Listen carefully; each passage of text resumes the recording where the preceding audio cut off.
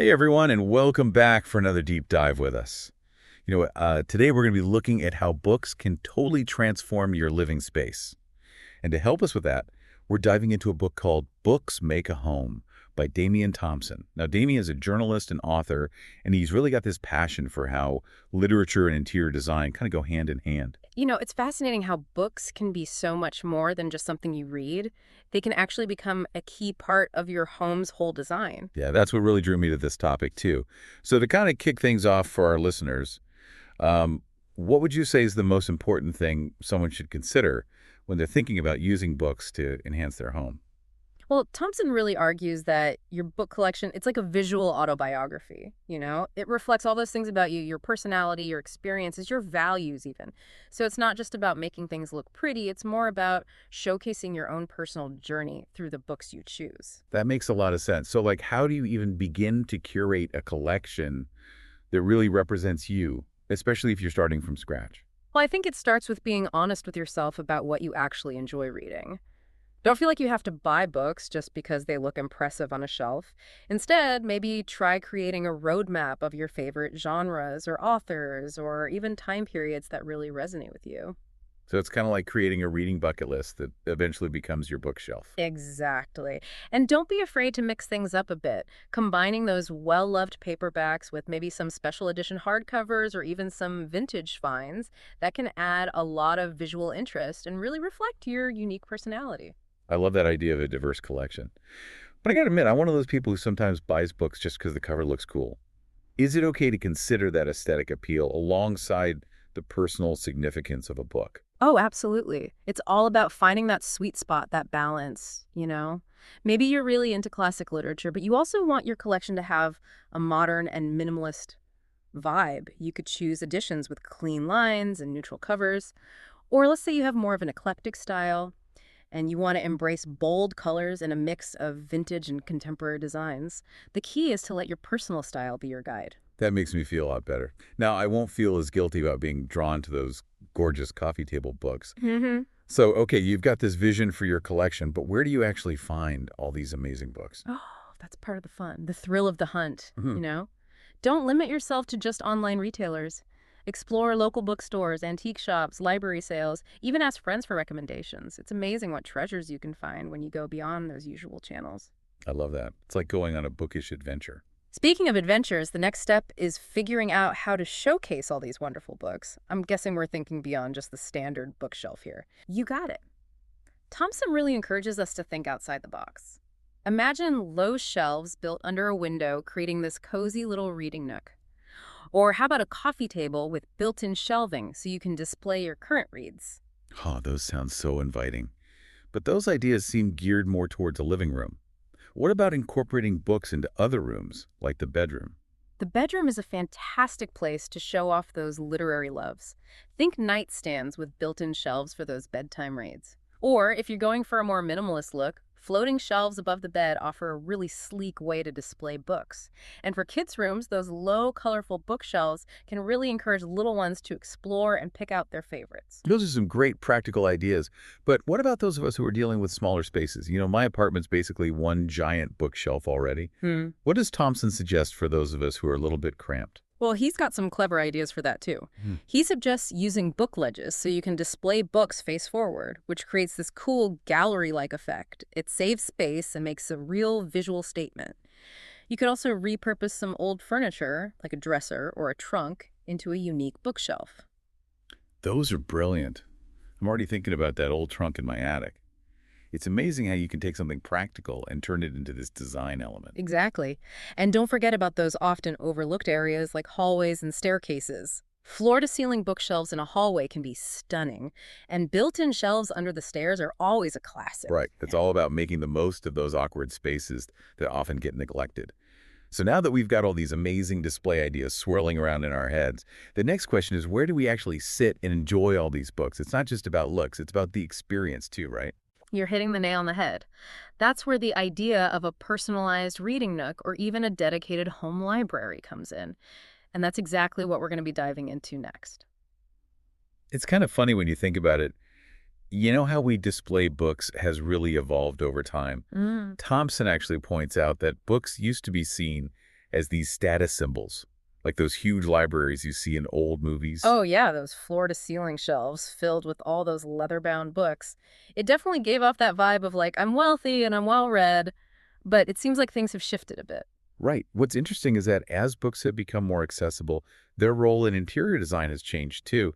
It's less about showing off and more about expressing yourself and connecting with those stories that really speak to you. So it's like books have gone from being these exclusive objects to something that everyone can enjoy and incorporate into their homes in a really personal way. Exactly. It's like a democratization of design, using books to create spaces that reflect who we are, not just what we want other people to think about us. I love that. It makes the whole idea of using books in your home so much more approachable. Now I'm really curious about those personalized reading spaces we talked about. Like, where do we even begin? Well, Thompson says the first step is figuring out what makes you feel relaxed and comfortable. Like, do you picture yourself curled up in a plush armchair by a fireplace? Or maybe lounging on a chaise longue with a nice view out the window? Both of those sound pretty amazing. But what if you don't have a ton of space? Can you still create that kind of inviting atmosphere? Absolutely. It's all about getting creative. Maybe it's a window seat with tons of pillows and a soft throw. Or a comfy armchair tucked into a corner with a little table for your tea and a good reading lamp. I'm already feeling more relaxed just thinking about it. But what if you want to go all out and design a dedicated home library? That seems like a dream come true, but also a little daunting. It's definitely a big project, but Thompson breaks it down really well. He says start with the essentials, comfortable seating, a good desk for writing or research, and of course, plenty of storage for your books. So it's more than just putting up some shelves and calling it a day. Right. Think built-in bookshelves, floating shelves, or even a classic corner bookcase. And if you have the space, a rolling ladder adds a touch of old-world charm and helps you reach those high shelves. And you can't forget about good lighting. That's so crucial for a good reading experience. Absolutely. Thompson really emphasizes the importance of balancing natural and artificial light. So ideally, your reading space should be near a window for daytime reading and have well-placed lamps for when it gets dark. That makes sense. So we've talked about bookshelves and reading nooks, but what about actually integrating books into the overall design of a room? That's where Thompson's concept of vignette comes in. He suggests creating these small, visually appealing groupings of books with other decorative items. It's like telling little stories throughout the room using books as part of the narrative. Okay, I'm not really familiar with the term vignette. Can you explain that a bit more? Sure, a vignette is basically a small arranged scene that creates a focal point. Like, imagine a stack of books on a coffee table, artfully arranged with a vase of flowers and a decorative bowl. Or a framed photo leaning against a row of books on a shelf. Okay, I see what you mean. So it's not just lining up books on a shelf. It's about creating these little moments that draw your eye and tell a story. Exactly. And don't underestimate the power of plants. Thompson says they bring life and vibrancy to book displays and connect the space to nature. And lighting is key too. A well-placed lamp can highlight a specific book display and create a really warm, inviting atmosphere. It's like those books are suddenly in the spotlight. But on the other hand, is it okay to have empty space on your shelves? I always feel like I need to cram in as many books as possible. That's a common trap. Thompson is a big advocate for what designers call negative space.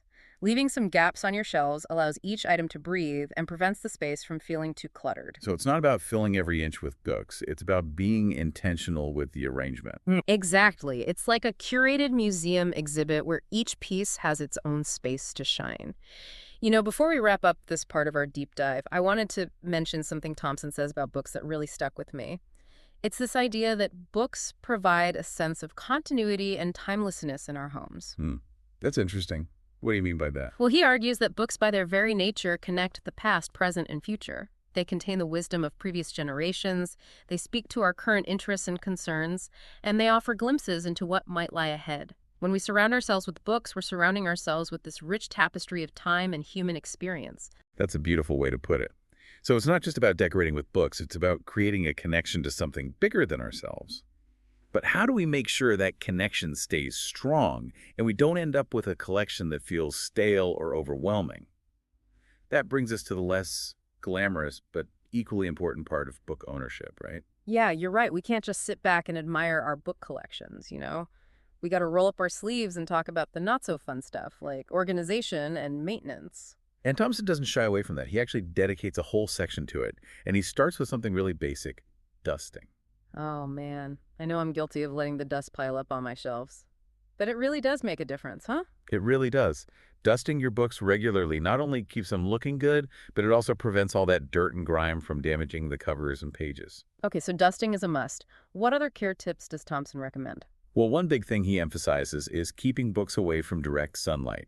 You know how some book covers fade over time? That's often because of too much sun exposure. Yeah, I've definitely learned that the hard way. So does that mean windows are a no-go? Not necessarily. Just try to avoid placing bookshelves right in the sun's path. You could use curtains or blinds to filter the light. Oh, and another thing Thompson mentions is humidity control, especially for older or more delicate books. So too much moisture can be a problem. Exactly. Too much moisture can lead to mold and mildew, which can really damage the paper and the bindings. So if you live in a humid climate, you might want to think about using a dehumidifier in the room where you keep your books. That's a good point. I hadn't thought about that. Okay, so we've talked about light and moisture. What about the physical support of the books themselves? Any tips for keeping those heavier books from warping or damaging the shelves? Bookends are your best friend. Thompson really recommends investing in some good quality bookends to prevent books from sagging, especially those oversized art books or really thick Oh hardcovers. yeah, those can get super heavy. Yeah. And having sturdy shelves is important too, right? Absolutely. Make sure your shelves are strong enough to hold the weight of all those books. You don't want a shelf collapsing under the pressure. That would be a disaster. Okay, but what about those really special editions or rare books that need a little extra care? For those precious volumes, Thompson suggests using acid-free book covers. They provide an extra layer of protection against dust, light, and moisture. That's a great idea. I have a few signed first editions that I definitely want to keep in mint condition. But let's be real, not everyone has unlimited bookshelf space. I'm constantly trying to squeeze new books into my collection. That's a struggle we all face. But Thompson offers some great space-saving solutions for those of us with large collections.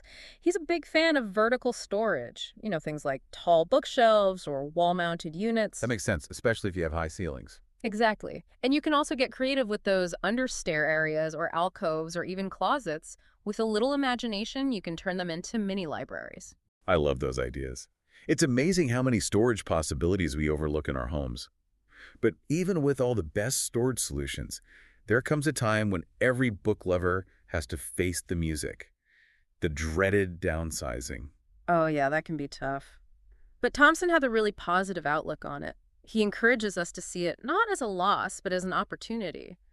Donating books to local libraries or charities gives other people a chance to enjoy them. That's a nice way to think about it. It's like you're sharing your books with the world instead of saying goodbye. Exactly. Or you could even set up a little free library in your neighborhood. Oh, I love those. It's like a mini community center for bookworms. And sometimes letting go of books, even if it's hard, can make space for new discoveries. It's like that saying when one door closes, another one opens. hmm Or in this case, when one book leaves your shelf, another one finds its way in. Perfect analogy. So remember, managing a book collection is an ongoing process. It's about finding a system that works for you, taking care of your books, and being open to adapting as your needs and interests change. Well, this has been such a fascinating deep dive.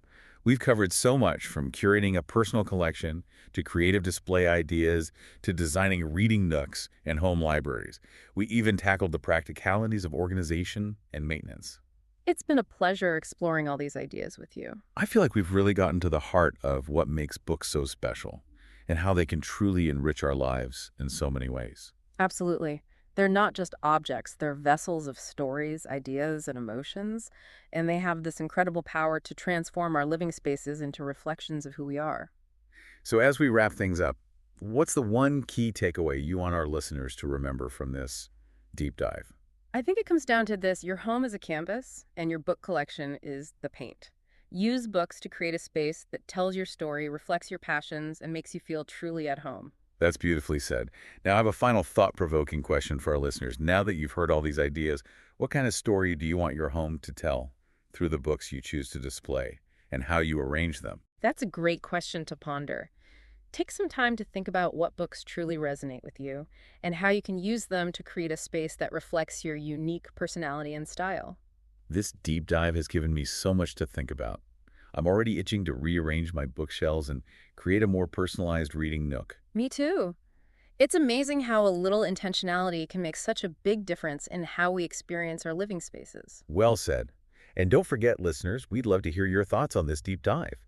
Share your favorite book display ideas, reading nook setups, or any questions you have on social media. We love connecting with fellow book lovers and design enthusiasts. Thanks for joining us on this journey of exploring how books can make a home. We'll see you next time for another deep dive into a fascinating topic.